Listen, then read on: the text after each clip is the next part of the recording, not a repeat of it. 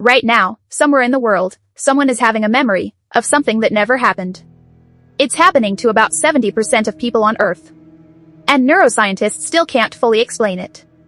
It's called déjà vu, and what's actually happening in your brain when it hits is way weirder than you think. You're walking into a coffee shop you've never been to. And suddenly, it hits. You've done this before. Same conversation. Same light through the window. Same song playing. But you know you haven't. It lasts maybe 2 to 3 seconds, then it's gone, leaving you slightly unsettled, slightly amazed, and completely unable to explain it. Here's the strange part, this isn't rare. It isn't a glitch reserved for a few people. Most humans experience this at least once. And for over a century, it's quietly broken every clean theory we've had about how memory works. We thought we understood memory. We don't. We like to think of memory as a filing cabinet. Something happens, your brain stores it, and later you pull the file back out. Clean. Linear. Reliable. Déjà vu breaks that completely, because in that moment, your brain is insisting, with full emotional conviction, that you've experienced something before, even though every logical part of you knows you haven't. It's not a vague feeling. It's a certainty. Your brain is lying to you with total confidence. And for decades, scientists had almost nothing solid to explain it. Some called it a glitch in the soul. Others blamed past lives. It got dismissed as unscientific, too brief, too random, too hard to study in a lab. So how do you study something that lasts 3 seconds and can't be predicted? Turns out, researchers found a way to actually trigger déjà vu on demand, and what they found inside the brain changes everything. Here's the leading explanation, and it starts with 2 brain regions you've probably never thought about, the hippocampus and the rhinal cortex. Your hippocampus is your brain's memory builder. It stitches new experiences into long-term memories. But there's a separate system, the rhinal cortex, that's responsible for something subtler, familiarity. It's the part of your brain that just goes, yeah, I know this, without actually retrieving any specific memory. Normally, these 2 systems work together. You see something familiar, your rhinal cortex flags it, and your hippocampus pulls up why, the actual memory attached to that familiarity. Déjà vu may happen when that link misfires. Your rhinal cortex fires off a strong "this is familiar" signal, but your hippocampus comes up empty. No memory to back it up. Your brain is left with a signal that says you know this and zero evidence for why. So it does what brains always do when there's a gap, it fills it in. It manufactures the feeling of having lived this exact moment before. You're not remembering the past, you're watching your brain panic patch a software error in real time. This is where it gets genuinely fascinating, because this misfire connects to something deeper, how your brain processes new scenes. Some researchers point to scene familiarity.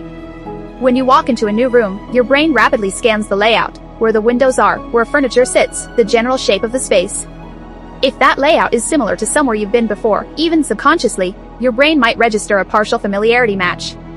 You're not in the same coffee shop, but the proportions, the lighting angle, the way the counter sits relative to the door, your brain has seen that configuration before, just somewhere else, and it never consciously registered it. So the familiarity is real. It's just attached to the wrong memory. And this is where neuroscientists found something even stranger, because they figured out how to manufacture déjà vu inside a lab, on command. Researchers used a clever trick. They showed participants a list of words, apple, table, knife, spoon, fork, but never showed the word fork directly. Instead, all the words were related to fork. Then later, they asked, did you see the word fork? Participants often said yes, and many described a genuine, eerie feeling of familiarity, almost a mini déjà vu, even knowing logically they probably hadn't seen it. This told researchers something huge. Déjà vu might be your brain's memory checking system actually working correctly, just visible to you for once.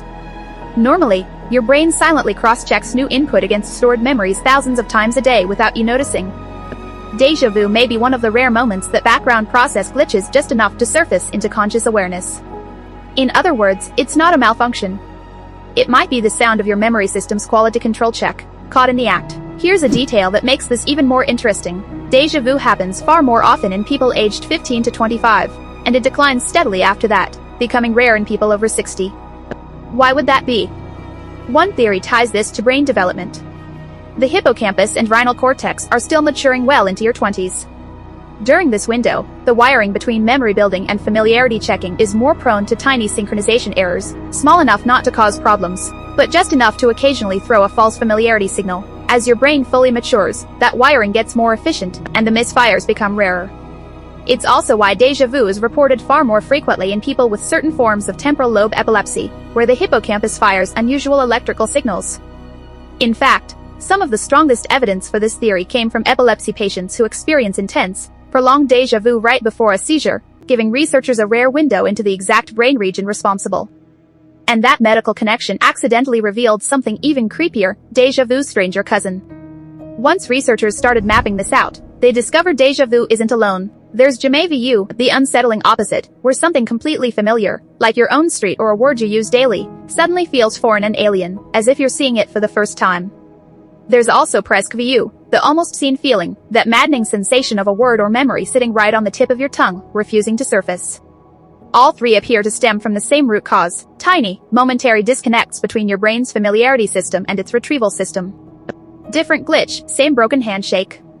So let's bring it together. Déjà vu isn't a memory of the past. It's not a glimpse into a parallel life. It's your brain's two memory systems, familiarity and recall, momentarily falling out of sync. One system says "I know this." The other has no file to back it up. And rather than leave that contradiction unresolved, your brain stitches together a feeling, the unmistakable, eerie sense that you've lived this exact moment before. It's not broken. If anything, it's proof your memory system is constantly, silently checking its own work. And déjà vu is simply the rare moment that quality check becomes visible to you.